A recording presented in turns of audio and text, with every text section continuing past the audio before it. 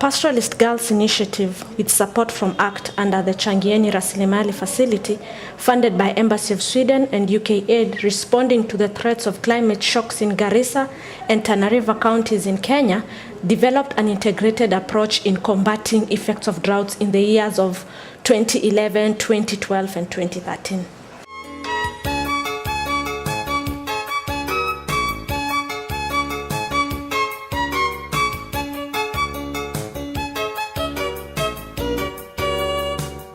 The implementation of the improved resilience among vulnerable groups in Ijara, Fafi, and Balambala sub-counties of Garissa County project was aimed at achieving sustainable impact and results based on social processes of empowerment and experiential learning, empowering individuals and communities, strengthening democratic ownerships and participation, and building genuine and long-term partnerships, respects, and dialogue with line ministries and CSOs, while acknowledging the importance of their diversity with regards to climate change adaptation. Mimi naitwa Alaba Yunis na tuko kukundi ina mama. Kukundi yetu anaitwa Baraka Farm. Na tunafaidika na hiyo faida ametuletea ACT na BGI. Na ile faida ametuletea ni mingi. Ametuletea nyanya, ametuletea kunde, ametuletea mimea yote na tumefaidika. The project, through capacity building initiatives, has influenced change in knowledge, practice, and behavior of pastoralists and other community stakeholders on crop farming as a viable livelihood diversification method. Also, eating habits at the household and community level has changed. We have early warning preparedness skills trained, disaster risk reduction trained, pasture management information disseminated to the beneficiaries, with relevant committees put in place to strengthen participation and linkage to relevant ministries. Naitwa Fatuma. Hello. Nimepata faida kutoka BGI na ACT. Nimepata mbegu ya kutosha. Nimepata vifaa vingine kama gari mkono, kama kijiko. Nimepanda ile mbegu wametupatia. Tumepata faida kubwa sana. Kila siku saa hii tunafunanga pesa ya shilingi 10,000 ama shilingi 7,000 kwa siku. The primary focus being women farmers into the project has proved to be sustainable through a rights-based approach, attitude change and skills transfer in reducing hunger, malnutrition and school dropouts. To clearly elaborate, Somali women are now taking into crop farming along the banks of River Tana with guidelines from the Ministry of Agriculture. This project has built on that newfound interest by providing essential and unaffordable farm implements to women in order to motivate them to take up crop farming. Mimi Madubi ni tunalima hapa Baraka Farm. Tumeshirikiana wa Somali na Wailwana. Tunalima pamoja.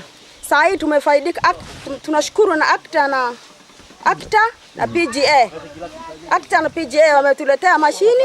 Saa hii tunalima na mazao wametuletea. Tumefaidika na hiyo mmea yao wametuletea.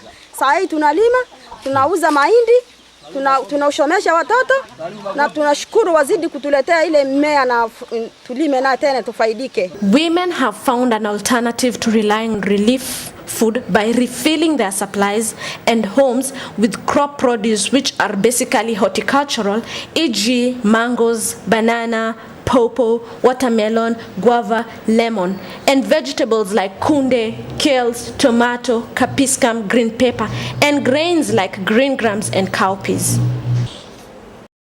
Kwa majina naitwa Omar Aliduke. Mimi natoka shamba la bidii na nafikiri tunatoa pongezi kwa shirika la ACT na pia PGI kwa juhudi ile wamefanya, kwa sababu wameweza kutupatia mafunzo tofauti za ukulima na pia vile vile training ambazo zilikuwa zinahusiana na jinsi, yani vitu ambavyo vinatenganisha watu na vitu ambavyo vinaleta watu pamoja. Alafu na pia vile vile wameweza kushirikiana pia na idara ya agriculture, wakatuletea vifaa tofauti kama vile mbegu, vifaa vya ukulima, yani general farm inputs, Alafu pia vile vile katika upande wa ukulima, ile kazi ambayo hasa tumeifanya, faida hasa kwetu sisi kama bidii ambayo tumeona imetusukuma mbele kidogo ni kuwa kulingana ile ukulima mdogo ambao tunafanya na kulingana na ile kiwango cha unyunyiziaji maji ambayo tuko nacho, kimetuwezesha kujisukuma mbele kidogo, tukaweza kununua pipe kwa ile mapato kidogo tuko nayo, kwa sababu mbeleni tulikuwa na shida, tunatumia mtaro, mashini tuko nayo ni ile kidogo. Katika matumizi hiyo mashini, unajua ni petrol alafu inakosa ile nini mafuta mingi.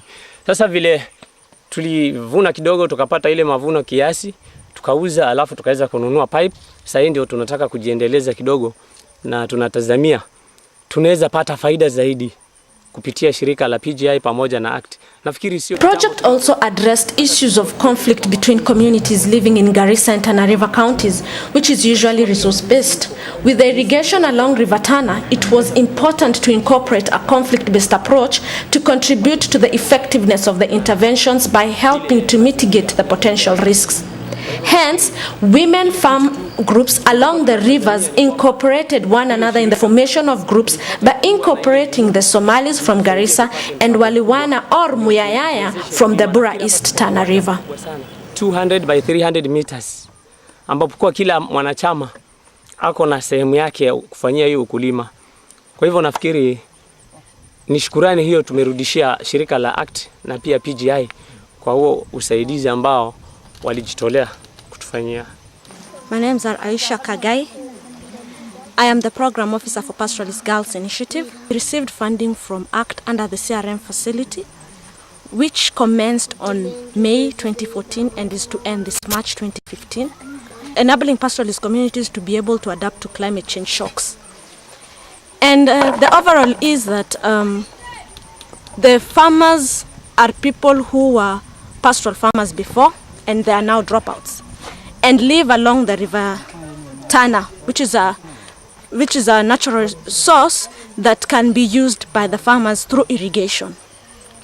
And it is at this point that we decided to support farmers that had started pocket farming along the river lines of River Tana.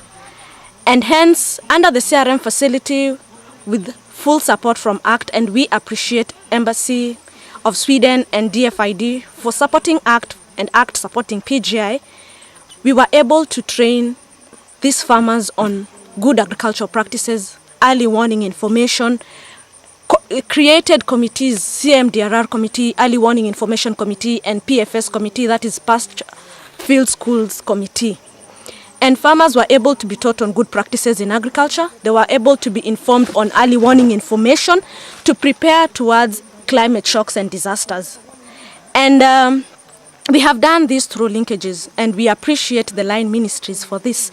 We appreciate the Ministry of Agriculture, we appreciate the NDMA, we appreciate collaborations made between Livestock Department, be it Meteorological Department, and our new networks that we have created under the Garissa County Working Group Committee. And also the DSG meetings have really supported our programs in enabling communities to be able to adapt to climate change shocks. And this has been possible through these networkings. And it's only at this point that I say that a lot needs to be done. These were the basics. Farmers feel like they need to cross over to the next level. We have seen their produce. We have different communities, Somalia and the Walwanas, farming together.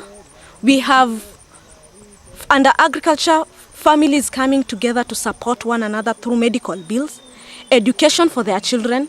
And our core business was to even have girls being sponsored, and it is through agriculture farming today girls are being taken to school. We have seen immense results, but we need to cross over to the next level.